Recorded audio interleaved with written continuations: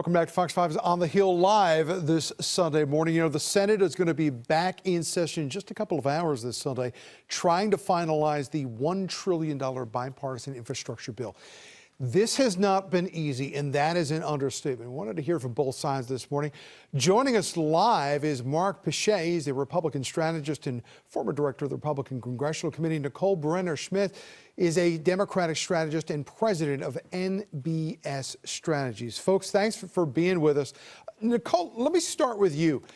The president, really since the beginning of the year, has been saying that infrastructure had to be, you know, part of what he viewed as the Biden recovery package. Here we are in August right now.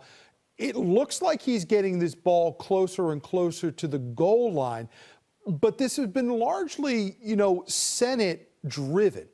How much of that was the function of the fact that this had to be bipartisan up on the Hill, and how much of it was the fact that Joe Biden was behind the scenes on all of this the whole time?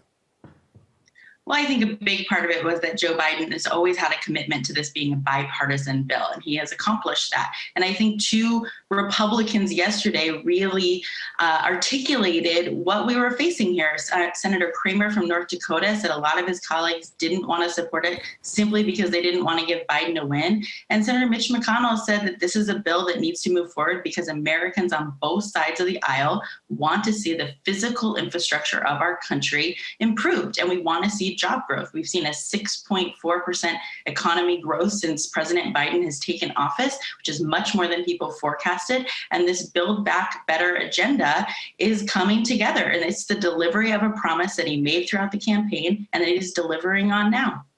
Mark, there was a news op-ed analysis piece yesterday that said that this infrastructure bill may be a way for the Republican Party to perhaps inch itself away from Donald Trump. How do you view that and the fact that many Republicans, for the first time in a long time right now, are not only, you know, willing to talk to Democrats, but also negotiate with them out in open?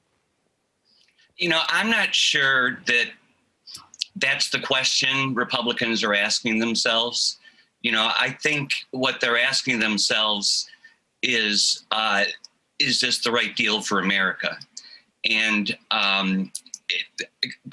I like to give a gold medal to Rob Portman for the job that he had to do wrangling Republicans in the Senate. But Donald Trump is an influence, no question about it. But I think, you know, the willingness of Republicans to depart from the Trump doctrine does shed some light on other opportunities within the Republican Party going forward. You know, also, Nicole, the Senate Majority Leader Mitch McConnell has been a supporter of this bipartisan bill. Are you surprised by that when McConnell has in the past, you know, been a little intransigent about, you know, reaching across the aisle on these kinds of things?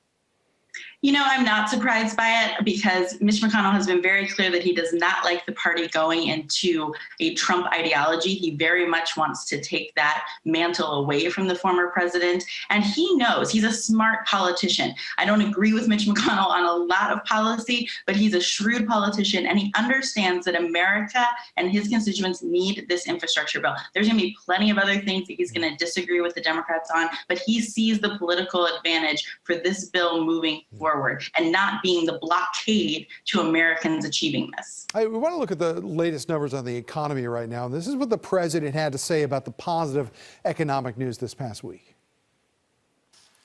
We learned that the economy created 943,000 new jobs in July. 943,000. The unemployment rate fell by 0.5% to 5.4%.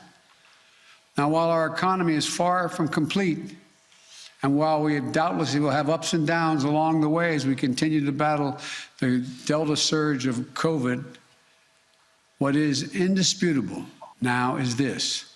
The Biden plan is working, the Biden plan produces results, and the Biden plan is moving the country forward. Mark, I don't think we've heard the president up to this point take as much direct ownership over this economy as we have this past week. What's behind that?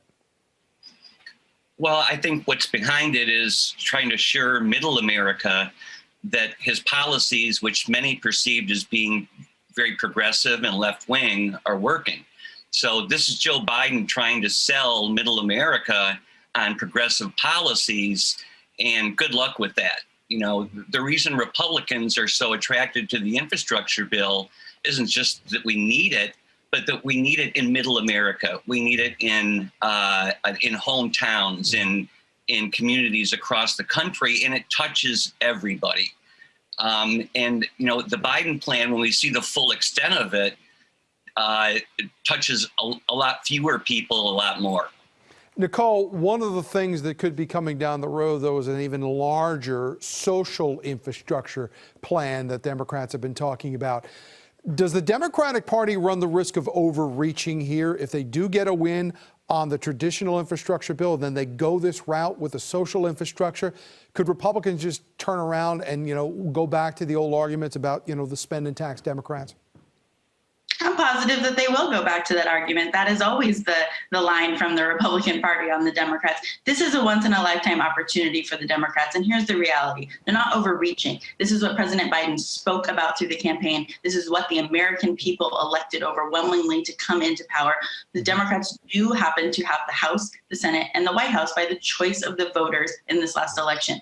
They are working on the agenda that they promised. These things don't operate in silos. We can't have an infrastructure bill without an emissions package, without a social structure that also works. That's why it's a Build Back Better plan. It's a broader message for America and plan for America that we spoke about on the campaign. So this is simply the Democrats delivering a promise. Nicole, Brener-Schmitz, Mark Pischea, we thank you both for joining us live this Sunday morning. Good to see you.